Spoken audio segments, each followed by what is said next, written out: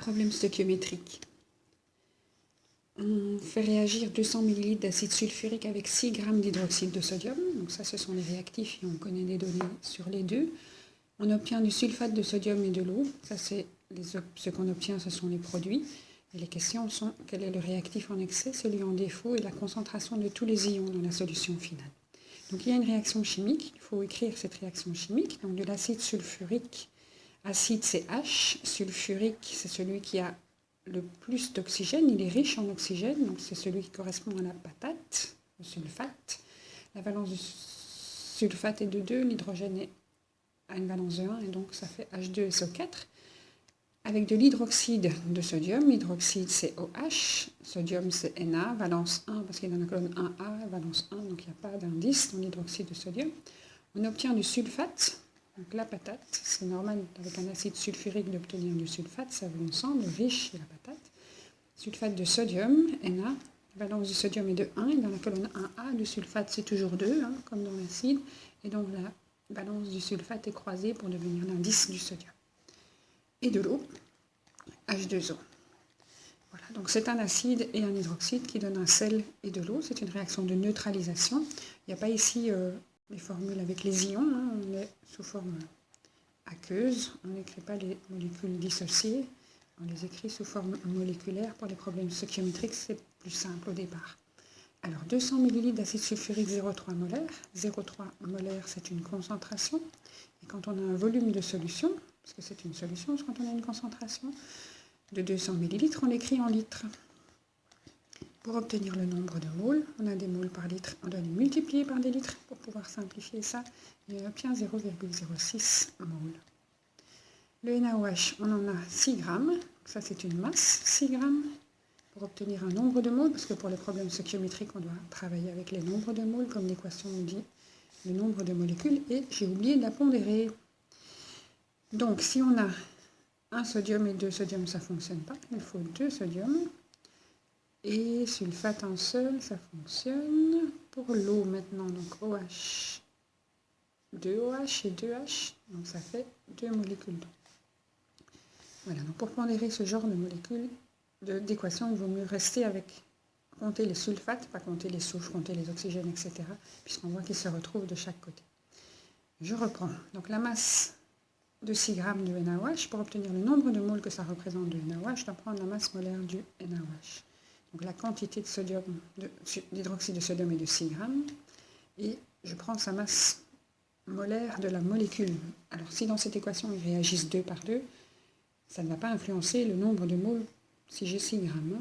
Donc, il peut réagir par 3, par 4, par 5, ça ne changera pas. Donc la masse molaire, surtout, sans coefficient. Donc la masse molaire du sodium, c'est 23, l'oxygène 16 et l'hydrogène 1, et on additionne, surtout ne pas multiplier ça, additionner les masses de chacun des atomes, et ça nous fait 40.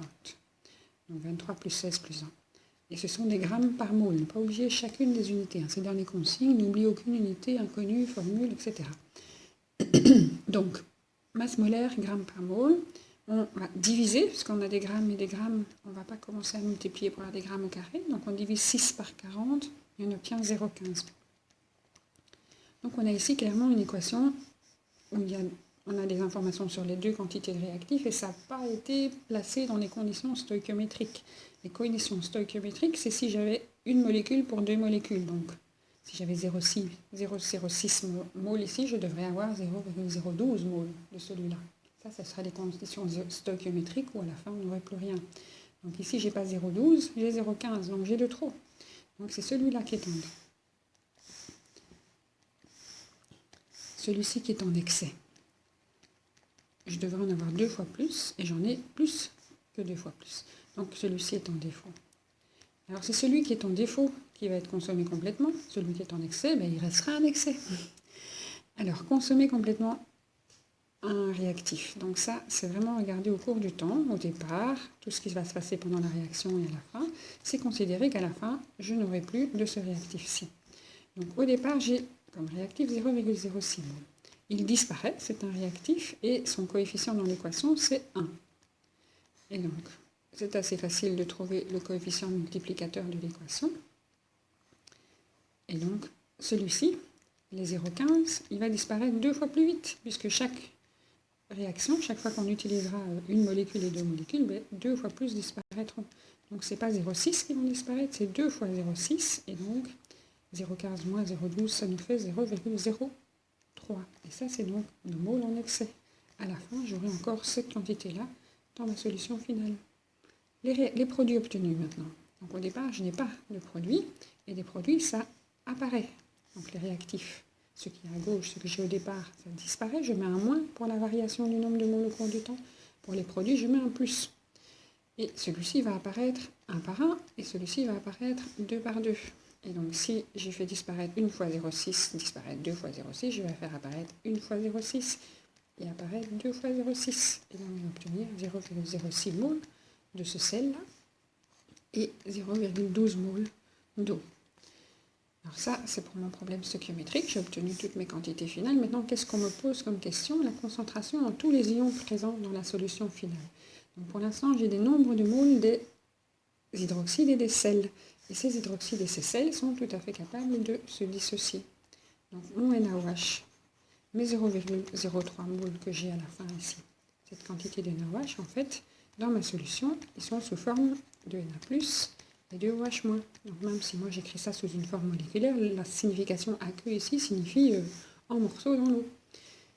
Et donc, pour savoir la quantité d'ions dans ma solution, je dois faire un deuxième mini-problème stoichiométrique vraiment super simple.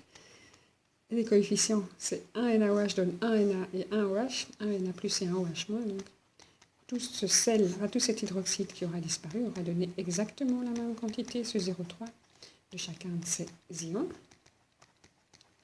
Yops. Donc j'aurai 0,03 mol de Na+, 0,03 mol de OH-, mais c'est pas tout. Dans cette solution finale, j'ai aussi du Na, du SO4. Le Na2SO4, il va aussi être sous forme de ces ions dans la solution. Celui-ci, comme il y a un indice, on a 2 Na qui apparaissent pour chaque molécule de sel. Donc cette molécule de sel ici, Na2SO4, j'en avais pas 0,3, ça c'était le NaOH, j'en ai 0,06 moles de ce sel-ci, qui disparaissent entièrement, puisque c'est un sel bien soluble. Et donc il va donner 2 fois cette quantité-là d'ions. Et donc on va avoir une certaine quantité. Alors ici, il y a 2 façons de présenter ce genre d'exercice. Soit on considère qu'on repart de la quantité déjà présente à cause du NaOH.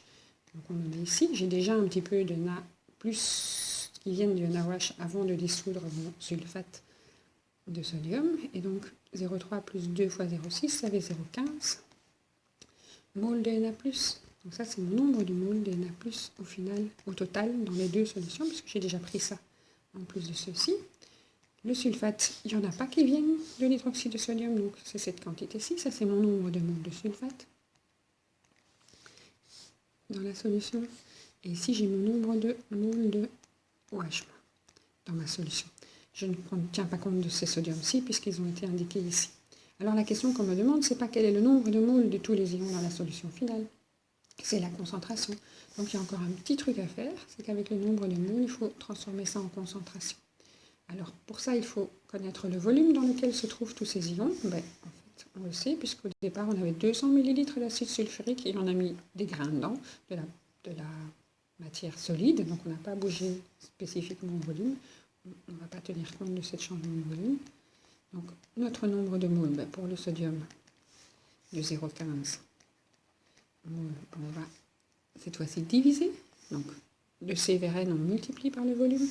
De N vers C, on fait l'opération inverse. Les moles divisés par des litres nous donneront des moles par litre, la concentration molaire. Et donc ça nous donne 0,75 molaire en sodium. On doit faire le même pour le OH-. Il était 0,03. On divise par le même volume, le 0,2 litres. On n'oublie aucune unité. Et on obtient une concentration pour les OH- de 0,15 molaire. Il nous reste encore à retrouver ceux de sulfate, SO4-. Donc 0,03 moles. On fait le même calcul et on obtient une concentration en sulfate de 0,3 molaire.